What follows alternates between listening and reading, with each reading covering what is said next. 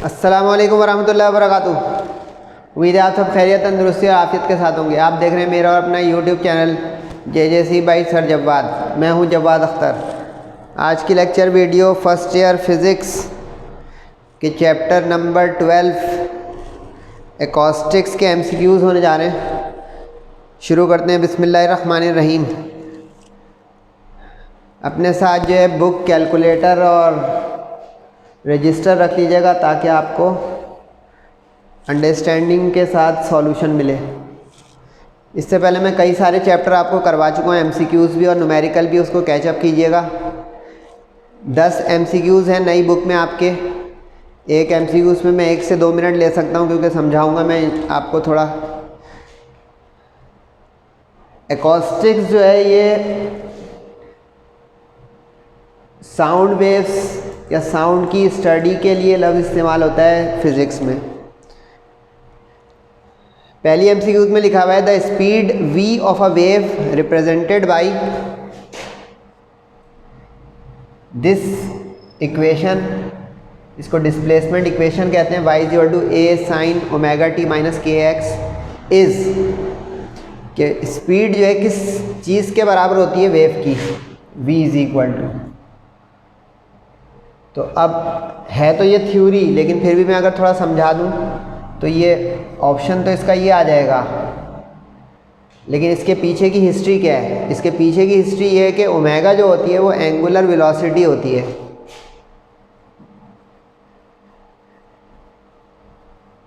सही है। और के जो है वो कांस्टेंट होता है, वेव कांस्टेंट। स्प्रिंग होगी अगर स्प्रिंग वाली तो स्प्रिंग कांस्टेंट या फोर्स कांस्टेंट हो जाएगा। अब ऑप्शन तो ये बी आ रहा है, लेकिन कैसे? इसको फोर्स कांस्टेंट भी कहते हैं, स्प्रिंग कांस्टेंट भी कहते हैं अगर स्प्रिंग हो। वैसे तो चैप्टर 11 में ऑसिलेशंस थी। इसकी वजह यह है कि ये ओमेगा जो है ना, ये के डायरेक्टली प्रोपोर्शनल है। यानी के जितना कांस्टेंट ज़्यादा है उतना ही ओमेगा ज़्यादा है। इसका मतलब है कि ये v जो है ये फेज़ वेलोसिटी हो गई, फेज़ वेलोसिटी। और फेज़ जो है वो एंगल के साथ चलता है, थीटा। अब थीटा जो है वो ओमेगा के साथ चलता है, क्योंकि ओमेगा होता है थीटा अपॉन टी। मुख्तसर ये हुआ कि ओमेगा और के चूँकि डायरेक्टली प्रोपोर्शनल हैं तो रिलेशन इसका आएगा ओमेगा अपॉन के।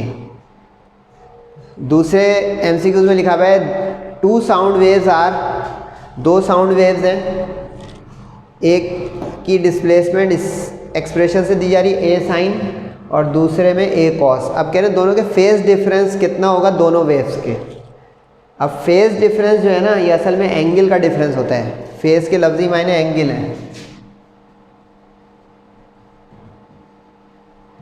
यानी थीटा। अब ये जो चीज़ होती है ना वो इसका दारोमदार इस पे होता है, ये जो आपको नज़र आ रहा है साइन और कॉस। अब अगर आप लोगों को मैथ्स भी पढ़ी हुई हो और पढ़नी पड़ती है फिज़िक्स में भी, केमिस्ट्री में भी, तो साइन और कॉस जो है ना एक दूसरे के कॉम्प्लीमेंट्रीज़ हैं। कॉम्प्लीमेंट्री वो होता है जिसका सम जो है वो 90 डिग्री हो। कॉम्प्लीमेंट्री एंगल्स कहते हैं इसको। अब साइन और कॉस अगर एक दूसरे में कॉम्प्लीमेंट्री हैं तो इसका अंदर इनका फेज़ डिफरेंस भी इन दोनों वेव्स का 90 होगा। अब 90 को रेडियन में क्या कहते हैं? 90 डिग्री को रेडियन में कहा जाता है पाई अपॉन 2। तो इस बुनियाद पर इसका ऑप्शन आ गया ये पाई अपॉन 2। अब अगर फ़र्ज़ करें इसमें भी साइन लिखा होता और उसमें भी साइन लिखा होता, इसका रीमेक लिखे साइड पर। पहले का रीमेक हो नहीं सकता क्योंकि वो जो है थ्योरी है। अगर इसमें दूसरी वेव का भी साइन होता तो फेज़ डिफरेंस हो जाता 0। अगर यहाँ पे भी साइन लिखा होता तो इस सूरत में जो है फेज़ डिफरेंस आपका 0 आ जाता। तो ये डी ऑप्शन जो नज़र आ रहा है वो हो जाता उस सूरत में। तीसरी MCQ में कह रहा है कि 3 स्पीड्स हम आपको बता रहे हैं साउंड की, एयर में और हाइड्रोजन में और एक मेटल में। यानी ये जो नज़र आ रहा है ये एयर है, ये हाइड्रोजन है और ये मेटल है, यानी A for air, H for hydrogen, M for metal, air, hydrogen, metal.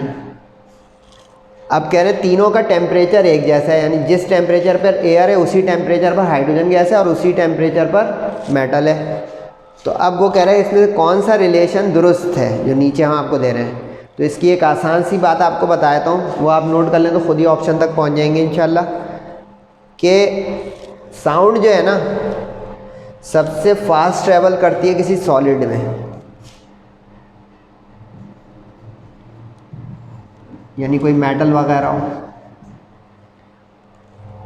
उससे थोड़ा आहिस्ता चलती है किसी लिक्विड में। सही। उसके बाद किसी गैस में, ठीक है।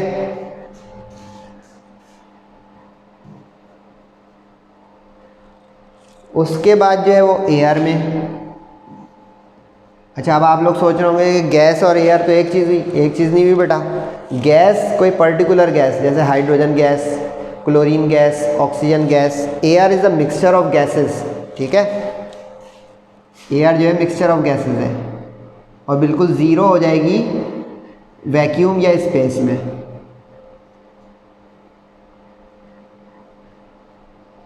इसमें तो ज़ीरो हो जाएगी स्पीड ऑफ साउंड। अब अगर ये आपके पास लिस्ट आ गई ना तो अब आप किसी भी तरह की एमसीक्यूज़ कर सकते हैं। अब आ जाए इस सवाल पे, तो उसने कहा एयर, हाइड्रोजन, मेटल। तो इसमें वो वाला ऑप्शन ढूंढें जिसमें सबसे ग्रेटर का, क्योंकि ये निशान होता है ग्रेटर देन का, ये निशान होता है ग्रेटर देन का। अब जिसमें आपको सबसे लेफ्ट पे मेटल नज़र आ रहा हो, VM। अब VM सिर्फ एक ही में, तो बचत हो गई कि ये वाला ऑप्शन आ जाएगा। अगर दो में VM होता तो फिर आपको मेटल के बाद हाइड्रोजन और एयर का भी आगे पीछे देखना पड़ता। ज़रा ख्याल से, जैसे अब देखेंगे मेटल लिखा हुआ है पहले, फिर हाइड्रोजन, फिर एयर। अगर बिलफर्ज ऐसा ऑप्शन होता है एक, तो ये गलत ऑप्शन हो जाता है, क्योंकि देखें एयर और फिर हाइड्रोजन, तो इसमें मेटल, फिर हाइड्रोजन, फिर एयर। तो वो रेड से जो लिस्ट है वो बड़ी कीमती है कि फास्टेस्ट जो है साउंड की स्पीड होती है सॉलिड में, मेटल्स में, फिर उसके बाद किसी लिक्विड में जैसे वाटर, फिर उसके बाद किसी गैस में जैसे हाइड्रोजन या हीलियम या ऑक्सीजन या कोई इस तरह की इंडिपेंडेंट गैस, फिर एयर यानी मिक्सचर ऑफ गैसेस, और वैक्यूम में, स्पेस में, खला में स्पीड ऑफ साउंड हो जाएगी ज़ीरो। तो मज़ा आ रहा है लेक्चर लेने में? कभी बता भी दिया करें ताकि मैं आपको पढ़ाऊँ या ना पढ़ाऊँ। नेक्स्ट एमसीक्यूज में लिखा हुआ है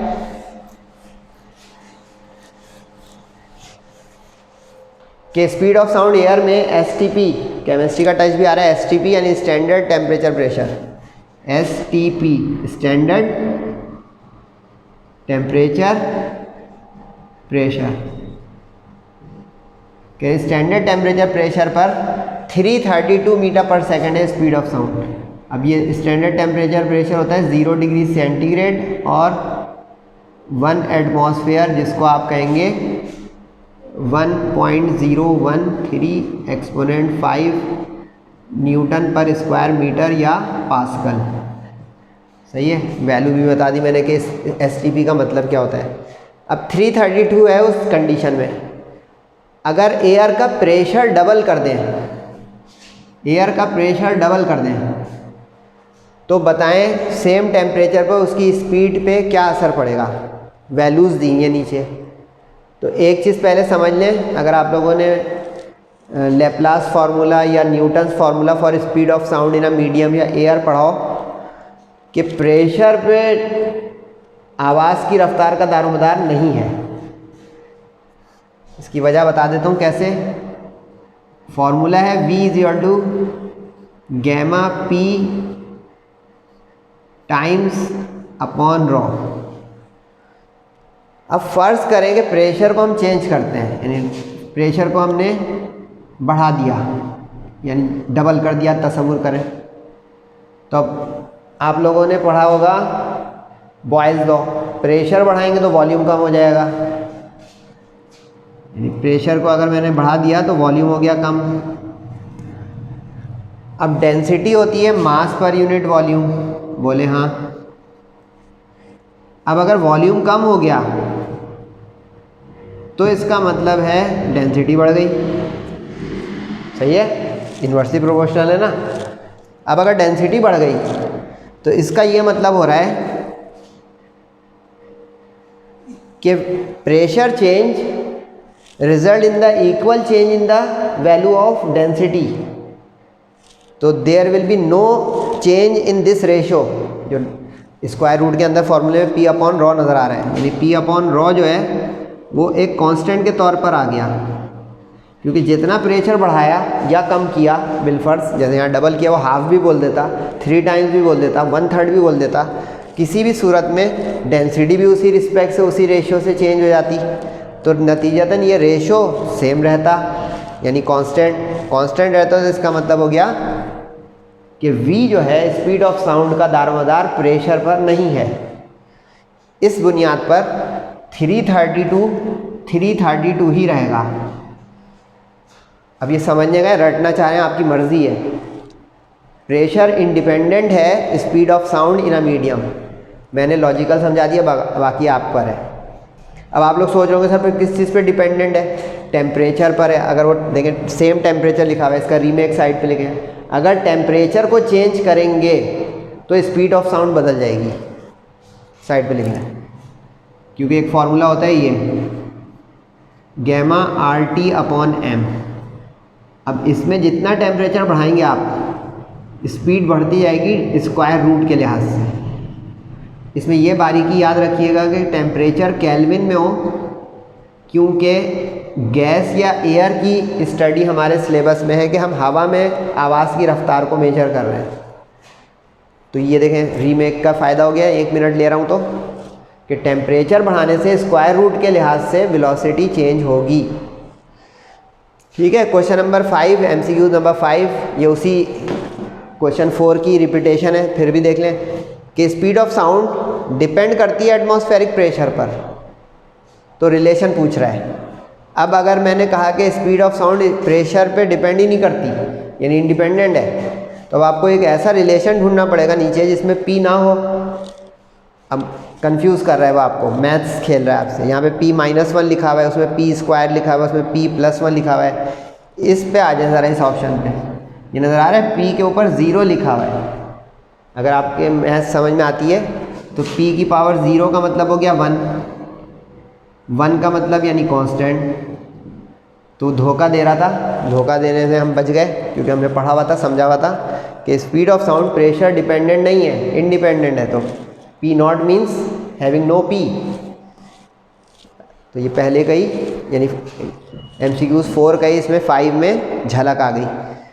6 में लिखा हुआ है speed of sound is proportional to, कि स्पीड ऑफ साउंड किस चीज़ पे प्रोपोर्शनल है, यानी डिपेंडेंट है।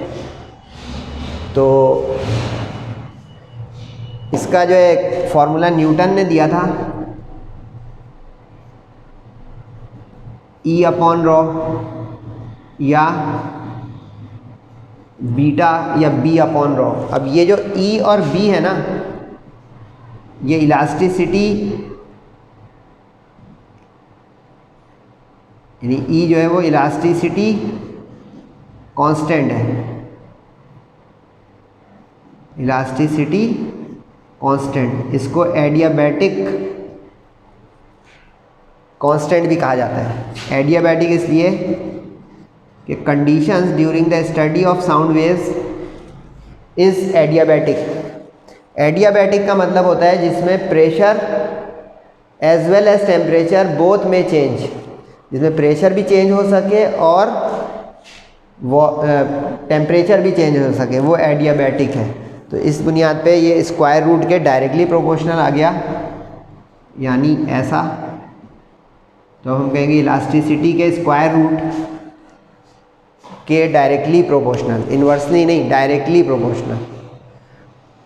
सही है। आइसोथर्मल न्यूटन ने कहा था, लेकिन उसमें गलती आ गई थी, तो एडियाबैटिक फिर लैप्लास ने कहा था। ये भी आप साइड पे लिख सकते हैं कि ये करेक्शन किसने की थी। उसके बाद जनाब MCQs नंबर 7,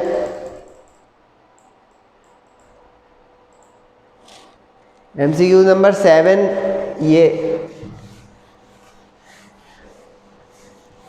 स्टैंडिंग वेव्स जैसा सवाल आ गया है। अगर आपको पता हो स्टैंडिंग वेव्स, स्टेशनरी वेव्स, इसमें वो कह रहा है कि एक पाइप है जो ऑर्गन पाइप्स, चैप्टर नंबर 11 भी सामने रख लीजिएगा, उसमें से इसका लिंक आ रहा है। एक एंड पे क्लोज है और उसकी लेंथ L है। ये ऑर्गन पाइप्स होती हैं जो गिटार विटार देखा हो, जिसमें स्ट्रिंग्स होती हैं एक तरफ से बंधी हो या दोनों तरफ से। स्टैंडिंग वेव्स जो है उसकी फ्रीक्वेंसी आ रही है 7 times the fundamental frequency, 7 times the fundamental frequency. अब ये एक चीज़ आ गई, यानी समझे Fn is 7 times the fundamental frequency. Fundamental frequency is the lowest possible frequency of any vibration या ऑसिलेटिंग सिस्टम या वेव। अब उसके 7 टाइम्स है, तो कह रहे हैं क्लोजेस्ट डिस्टेंस बिटवीन नोड्स क्या होगा। Closest distance between nodes, nodes जो होते हैं ना वो फिक्स पॉइंट्स होते हैं मिनिमम एम्पलीट्यूड और मिनिमम एनर्जी के, 0 पॉइंट्स। यानी अगर मैं यहाँ पे एक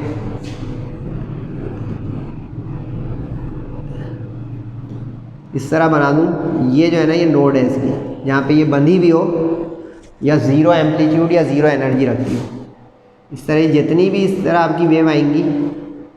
अब यहाँ से यहाँ तक जो है ना ये नोड का 2 कंसेक्यूटिव नोड्स का फासला हो जाएगा डिस्टेंस। अब ये उसने सवाल पूछा है, सही है, कि कितना जो है क्लोजेस्ट डिस्टेंस होगा 2 नोड्स के दरमियान। तो अब इसके लिए मैं आपको एक फार्मूला बता देता हूँ, उस फार्मूले से आप करेंगे तो हमेशा पहुँच जाएंगे। फार्मूला है जनाब ये 2L/m = λn। अब इसमें n का मतलब है कि कितनी लूप्स हैं या कितने वेव्स हैं, सही है। अब अगर आपको ये पता चल जाए तो आप फटाफट इसके ऑप्शन तक पहुंच जाएंगे कि इसका ऑप्शन कौन सा बन रहा है। बोले मुझसे पहले, नहीं समझे। अब इसके अंदर अगर मैं n की जगह 7 रख दूं, 7, तो ये आ गया 2L/7, क्योंकि उसने 7 टाइम्स बोला है, ये हो गया, ठीक है। L/7 आ गया = λn/2 हो गया। अब अगर आप गौर करें तो ये आधी वेव बनी हुई है, यानी जो कंसेक्यूटिव नोड्स होती है ना या एंटी नोड, उसके दरमियान का जो फासला होता है आधी वेव होती है, क्योंकि पूरी वेव के लिए तो भाई ऐसा जाना पड़ेगा आपको। ये पूरी वेव तो ये बनती है ना भाई, यहाँ से यहाँ तक, ठीक है। अब यहाँ से यहाँ तक अगर आया तो ये तो हाफ वेव है, समझ गए। अब अगर ये समझ गए तो ये हमारा हाफ वेव जो है ये फासला हो गया नोड से नोड का, तो ये तो सवाल हो गया। अब L/7 का ऑप्शन ढूंढ लें, कहाँ मिला, 1/7L इज L/7। लेकिन अब ये रटिएगा नहीं, काइंडली साइड पे लिखें। अगर वो 5 टाइम्स बोल देता, 3 टाइम्स बोल देता, 2 टाइम्स बोल देता, तो आपको यहाँ पे 1/2, 1/5 इस तरह चेंज करना पड़ेगा। असल हुआ ये वाला फॉर्मूला, इसको समझें और इसके ज़रिए निकालते जाएं नोड्स के दरमियान का डिस्टेंस। MCQ नंबर 8, अ 620 हर्ट्ज फ्रीक्वेंसी सॉन्ग, ये डॉपलर इफेक्ट का कुछ न्यूमेरिकल लग रहा है MCQs। एक आइसक्रीम वाला जो है ट्रॉली पे इतनी फ्रीक्वेंसी के साथ वो अपने सॉन्ग या अपने जो है वो पब्लिसिटी के लिए जा रहा है, उसकी वेलोसिटी या स्पीड v है, और ये आवाज़ की रफ्तार है। ये एक बॉय की तरफ गया जो कि अपनी घर की डोर पे खड़ा हुआ, यानी दरवाजे पर है, और वो फ्रीक्वेंसी f1 सुनता है। अब अगर ट्रॉली रुक जाए, यानी कि वो आइसक्रीम वाला रुक गया और बच्चा दौड़ते हुए गया उस आइसक्रीम की ट्रॉली की तरफ उसी स्पीड v के साथ, तो बताएं कि वो लड़का जो है, the boy now hears the sound with frequency f2, अब उसके कानों में फ्रीक्वेंसी f2 पहुंच रही है, तो बताएं इसमें से करेक्ट ऑप्शन। तो मैं आपको पहले एक डॉपलर इफेक्ट का मुख्तसर सा बता दूं आधे मिनट में। डॉपलर इफेक्ट जो है ना उस वक्त जो है सिग्निफिकेंट होता है जब सोर्स ऑफ साउंड चल रही हो। अब सोर्स ऑफ साउंड एक जगह खड़ी रहे, सही है, और अगला जाए और आए, तो वो सोर्स ऑफ साउंड एक ही अंदाज की फ्रीक्वेंसी पैदा करती रहेगी, सही है। रिलेटिव मोशन होना चाहिए। रिलेटिव मोशन का मतलब है कि चलने की अमल, मोशन, हरकत। अब यहाँ पे जो कह रहे हैं ना वो कंफ्यूज कर रहा है, ऐसे अल्फाज इतने लंबे चौड़े 4 लाइन में लिखे हुए। फ्रीक्वेंसी ना बराबर सुनेगा वो लड़का, एक जैसी, इक्वल। रीज़न कि ट्रॉली वाला रुक गया है, खड़ा हो गया है, वो नहीं चल रहा है, सही है। अब सिर्फ ये होगा कि वो चूँकि उसके करीब गया है बॉय, तो उसके करीब जाने की वजह से ये होगा कि उसको आवाज़ बढ़ती हुई महसूस होगी। सीम्स टू बी ग्रेटर, बढ़ती हुई। तो अब ये जो 620 हर्ट्ज़ की ओरिजिनल वो पैदा कर रहा था ट्रॉली का जो है वो सॉन्ग, वो इक्वल होगा लेकिन अपेरेंट इंक्रीज हो रहा होगा। तो इस बुनियाद पे इसका ऑप्शन ए आ जाएगा कि फ्रीक्वेंसी तो बराबर हो लेकिन ग्रेटर हो 620 से। F1 F2 ये वाले ऑप्शन सिर्फ उस सूरत में आएंगे अगर ट्रॉली वाला चलता रहे, क्योंकि साउंड वेव साउंडिंग बॉडी के साथ चल रही है। यहाँ पे लड़का चला और ट्रॉली अपनी जगह खड़ी रही। तो ये थोड़ा सा यानी वर्डिंग बहुत ज़्यादा है लेकिन आसान MCQs है। साइड पे बस ये लिख लें कि अगर ट्रॉली चलती रहती तो फ्रीक्वेंसी ज़्यादा हो जाती अगर वो लड़के से करीब आ रही है ट्रॉली, और कम हो जाती अगर लड़के से दूर जा रही है वो ट्रॉली,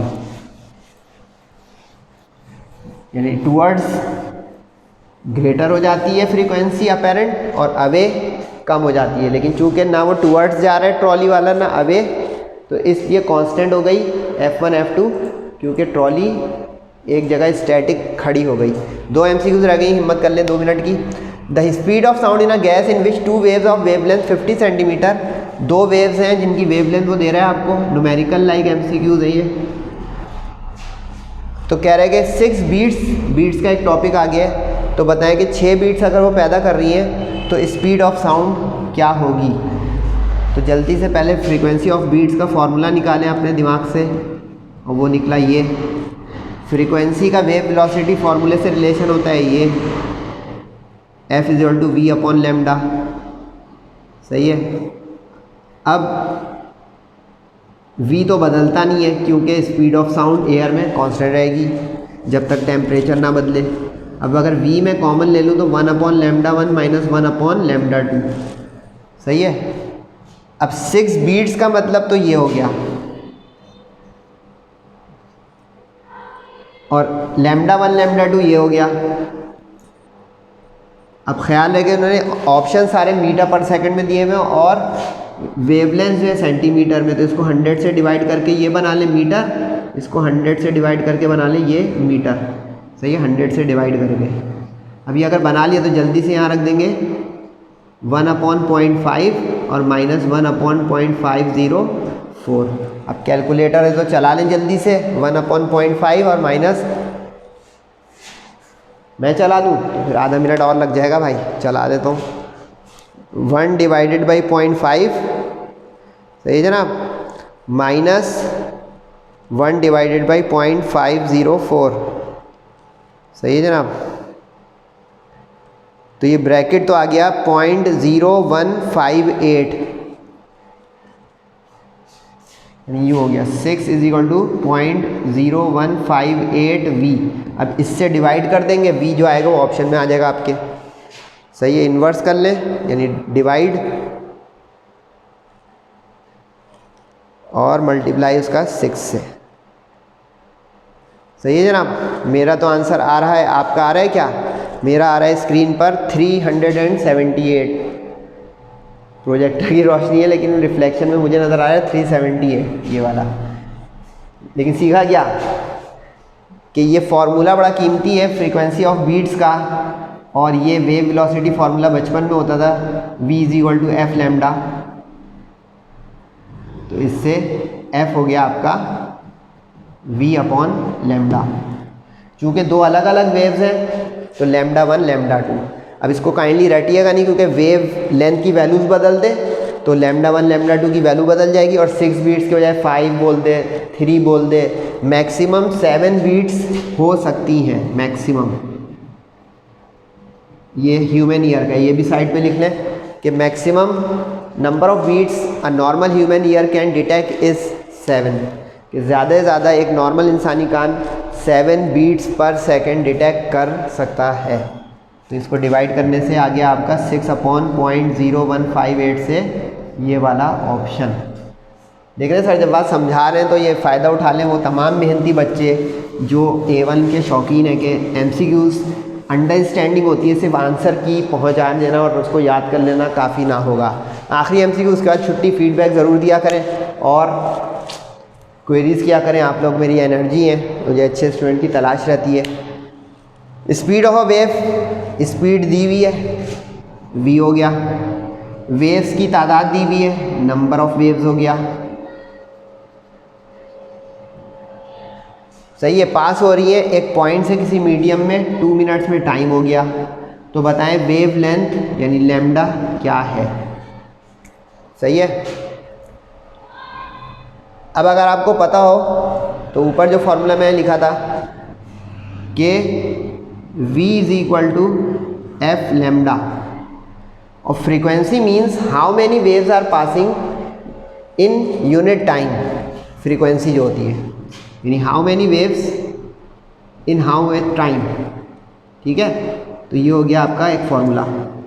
अब कैलकुलेटर है तो जल्दी से करके छुट्टी मनाएं कि वो पूछ क्या रहा है, लैम्डा। तो अब v जो है दिया हुआ है उसने कितना 760 यहाँ रखें। t क्या दिया हुआ है भाई 2 मिनट, मिनट को सेकंड बना लें तो 2 × 60 से बन गया 120 सेकंड।